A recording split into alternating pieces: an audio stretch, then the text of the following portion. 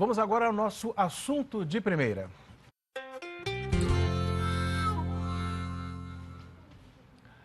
O assunto de primeira, nós falamos e vamos conversar com a secretária-geral do Conselho Internacional da Avicultura, Marília Rangel Campos, e o mercado de aves. Muito bom dia, Marília. Bom dia. Obrigado pela presença aqui no canal Terra Viva, especialmente no dia a dia rural. Eu já faço a primeira pergunta para você, dizendo como é que está o mercado de ave nesse momento, depois dessa avalanche da carne fraca. Foi uma avalanche mesmo, mas a gente conseguiu recuperar, não só no Brasil, mas nos mercados externos, principalmente. A ação das entidades, a ação do Ministério foi muito rápida, muito precisa, para que não houvesse impacto nos mercados externos, principalmente, né? Porque hoje a gente tem 70% do que a gente produz aqui no Brasil destinado ao mercado interno, mas 30% vai para o mercado externo, e como eles estão muito longe daqui, é difícil compreender toda a dimensão do que aconteceu, né? Então, a ação foi muito rápida.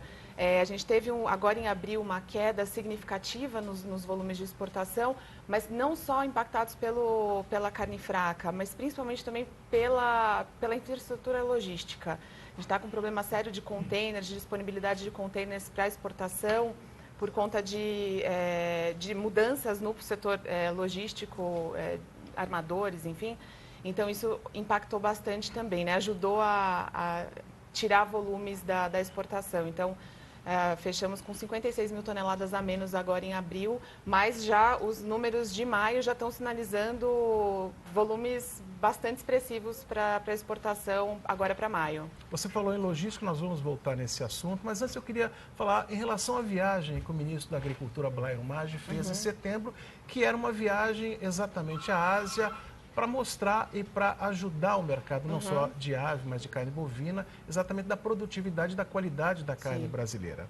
Você dizia que essa viagem dele foi por água abaixo, até de certa forma, porque ele está voltando agora, o ministro está voltando à Ásia, justamente para convencer novos exportadores e até os antigos.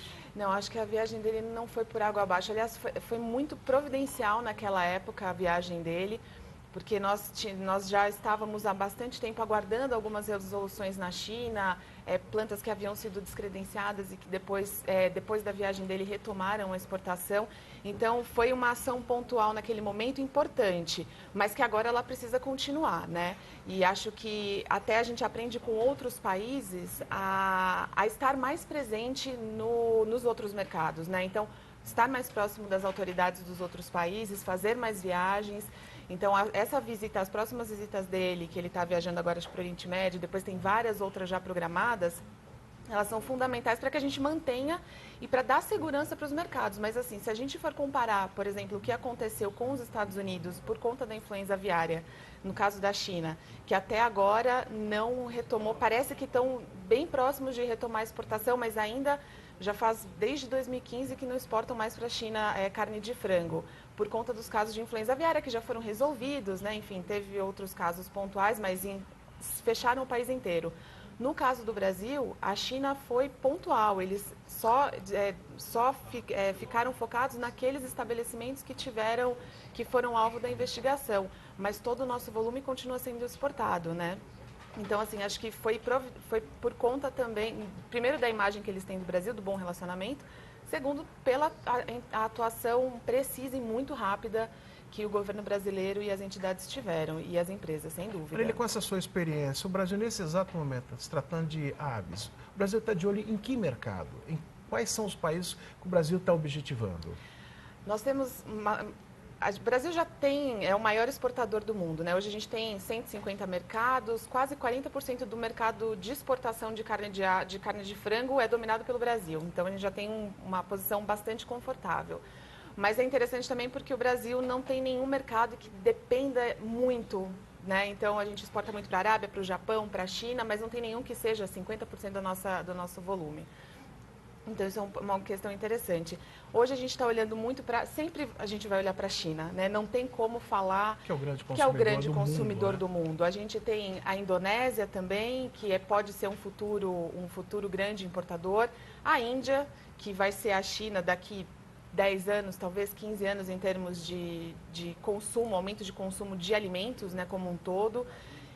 Mas sempre a China vai ser um grande target por conta da população. Se falava muito na relação Estados Unidos-México, essa coisa que poderia abrir um mercado. Como é que está essa situação? Hoje o Brasil também está olhando para o México. Nós fizemos uma entrevista aqui agora há pouco e que o México é uma vitrine, até de certa forma, para alguns produtos. Para as aves também? Sem dúvida, porque o México importa muito dos Estados Unidos. É o grande fornecedor de carne para eles são os Estados Unidos. E ainda está bastante obscuro a relação do presidente Trump com o México, como isso vai se dar, se o NAFTA continua, se deixa de existir, ou se os Estados Unidos saem ou reduzem os seus compromissos no NAFTA.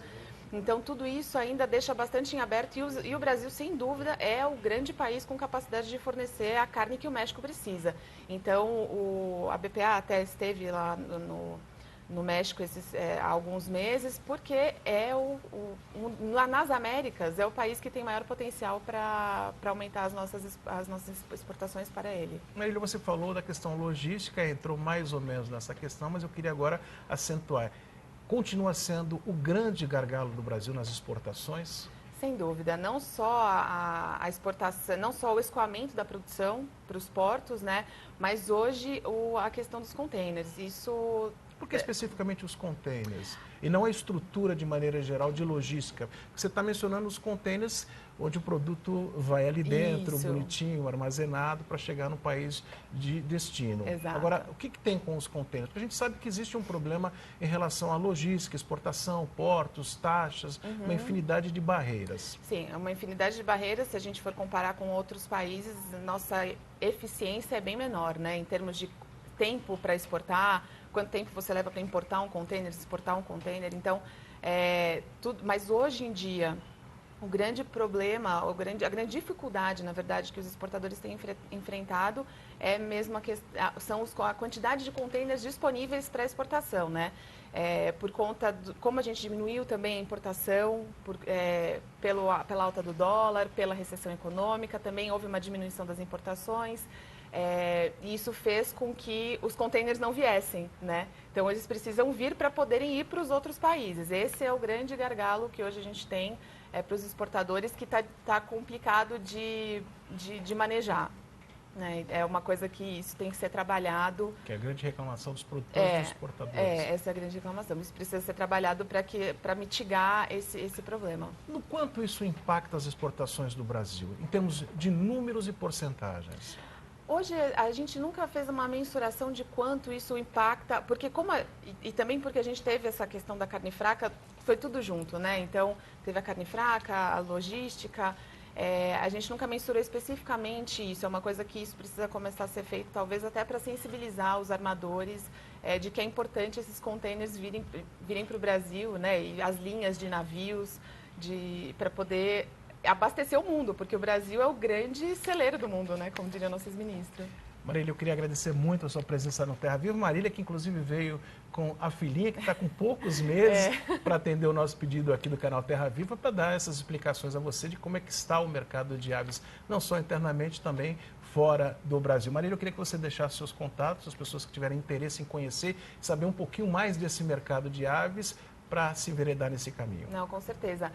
Eu sou secretária-geral do Conselho Internacional de Avicultura, então quem quiser visitar o nosso site vai estar aí no TP, é internationalpoultrycouncil.org, que reúne 23 países e 50 empresas do mundo inteiro promovendo os benefícios da avicultura e da carne de frango. Ok, Marília, muito obrigado mais uma vez. Obrigada. Um bom dia para você.